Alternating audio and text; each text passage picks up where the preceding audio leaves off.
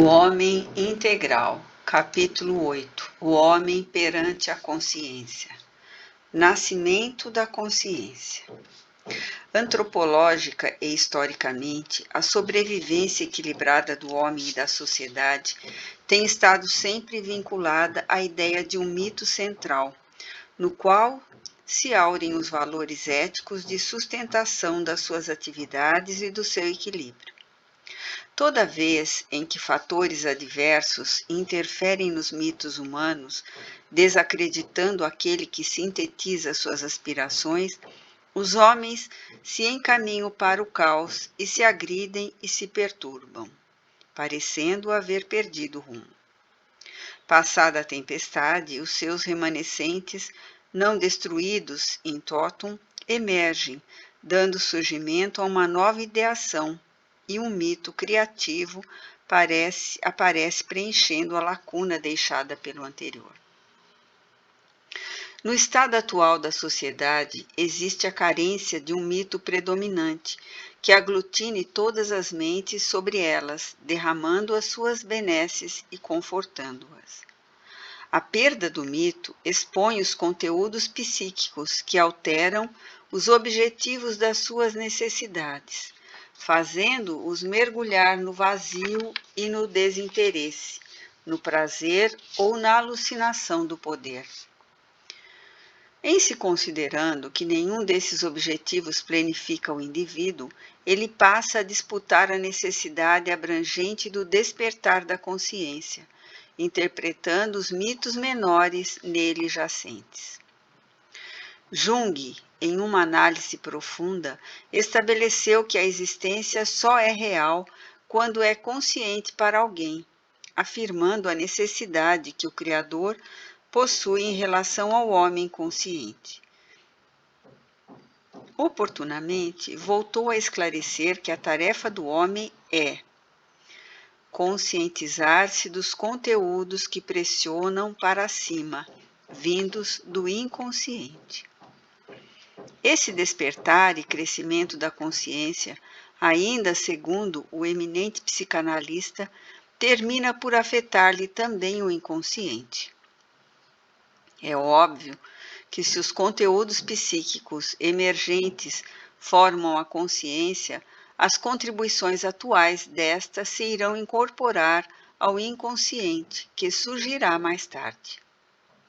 Deste modo, o nascimento da consciência se opera mediante a conjunção dos contrários, como decorrência de uma variada gama de conteúdos psíquicos que formam as impressões arquétipicas ao fazerem contato com o ego, dando surgimento à sua substância psíquica e tornando todo esse trabalho um processo de individualização. Daí surgem os discernimentos entre as coisas opostas, o eu e o não eu, o ego e o inconsciente, o sujeito e o objeto, a própria pessoa e a outra. Dando campo aos conflitos, este sentimento que enfrenta e contesta torna-se uma forma altamente criativa de luta, cuja vitória proporciona satisfação, ampliação e aprimoramento da vida. Sem essa dualidade dos opostos, que leva à reflexão no processo de individuação, não há aumento real de consciência, que somente se opera entrando em contato com os opostos e os absorvendo. A consciência, do ponto de vista filosófico, é um atributo altamente desenvolvido na espécie humana e que se caracteriza por uma oposição básica essencial. É o atributo pelo qual o homem toma em relação ao mundo, bem como aos denominados estados interiores e subjetivos, a distância em que se cria a possibilidade de níveis mais altos de integração. Por sua vez, declara ainda Jung, a consciência é a relação dos conteúdos psíquicos com o ego, na medida em que essa relação é percebida como tal pelo ego. e conclui que as relações com o ego não são percebidas como tal, são inconscientes. Estabelece, ademais, a diferença entre consciência e psique, que esta última representa a totalidade dos conteúdos psíquicos.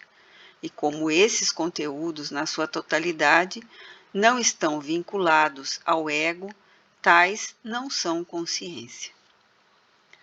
Nos mitos centrais de todos os povos, os opostos formaram a essência das suas crenças, dos seus conteúdos psíquicos geradores da consciência.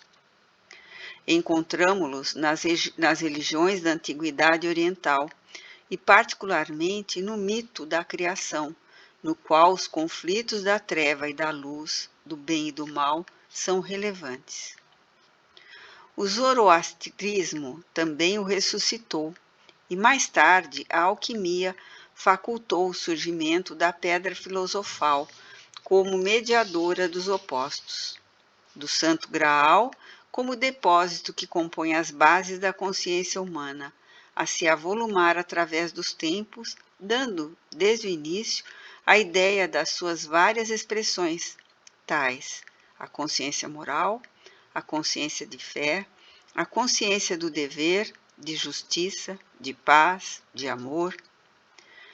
Os equipamentos constitutivos da consciência sutilizam-se e adquirem mais amplas percepções que facultam o desenvolvimento emocional e ético do homem, auxiliando-o na liberação de conflitos.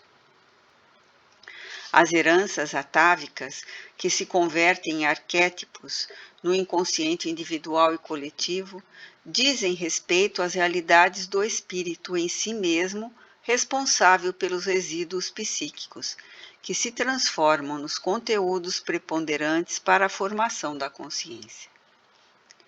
O homem deve adquirir o conhecimento para elevar-se do ser bruto, tornando-se o sujeito detentor da consciência.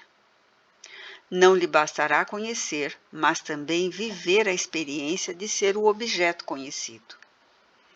Não somente conhecer de fora para dentro, porém vivenciar o que é conhecido, incorporando-o à sua realidade. Enquanto o ego conhece o outro, passa a ser um objeto detido, conhecido o que não plenifica.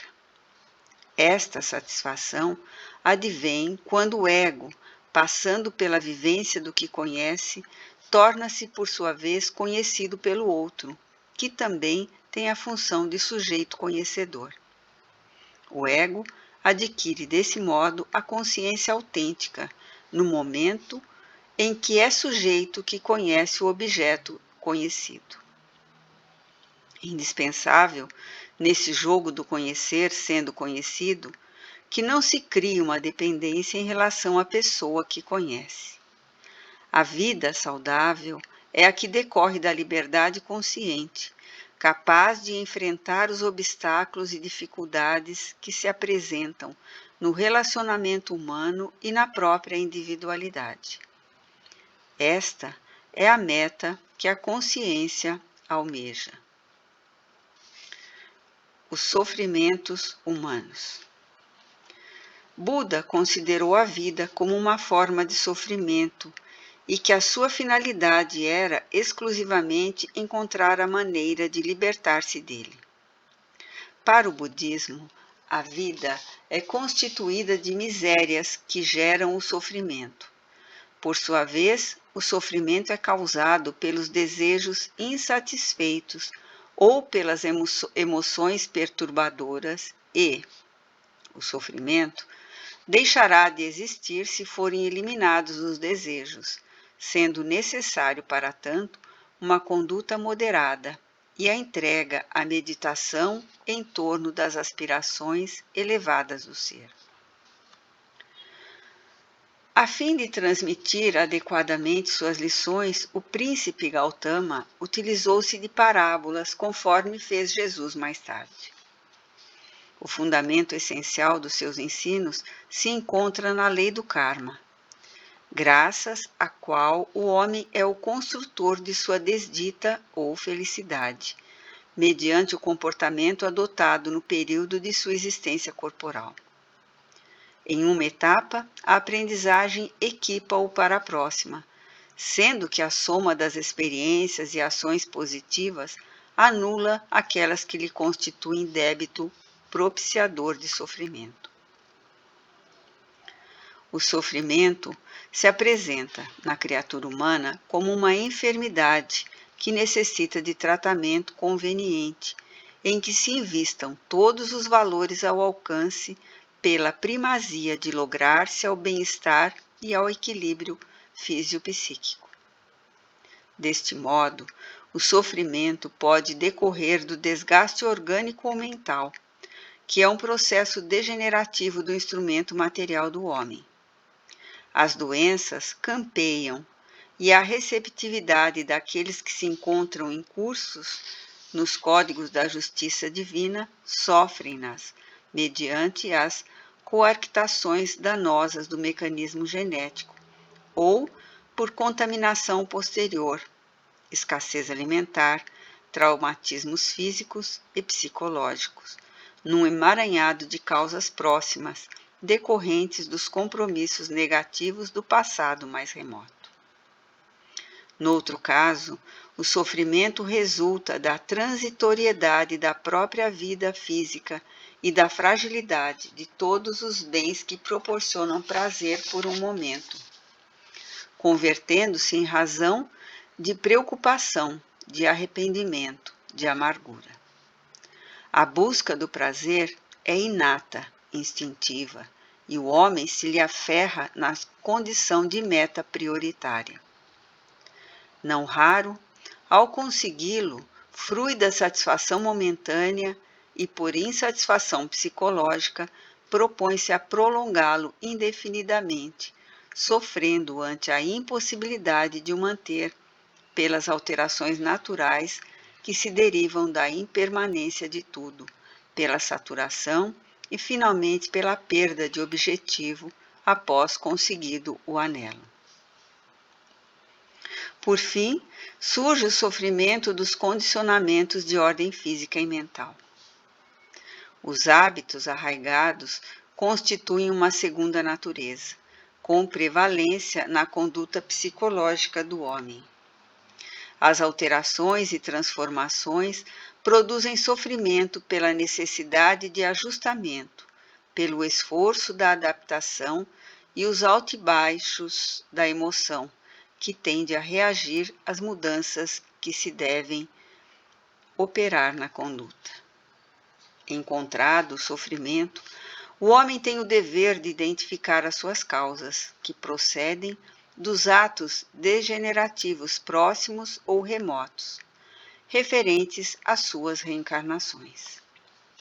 Ao lado daqueles que ressumam das dívidas kármicas, estão os decorrentes das suas emoções desequilibradas, que têm nascente no egoísmo, no apego, na imaturidade psicológica. Dentre outros, apresentam-se em plano de destaque o medo, o ciúme, a ira, que explodem facilmente, engendrando sofrimento. Chega o momento de buscar-se a cessação deles, qual ocorre com as enfermidades que devem ser tratadas com carinho, porém com disciplina. De um lado, é imprescindível ir às causas, a fim de fazê-las parar. Ao mesmo tempo, evitar novos fatores desencadeantes. Conhecidas as origens mais fáceis se tornam as terapias que, aplicadas convenientemente, resultam favoráveis ao clima de saúde e de bem-estar. O esforço empreendido para o término do sofrimento apresenta-se em etapas que se vão incorporando ao dia a dia do indivíduo, cioso de sua necessidade de paz.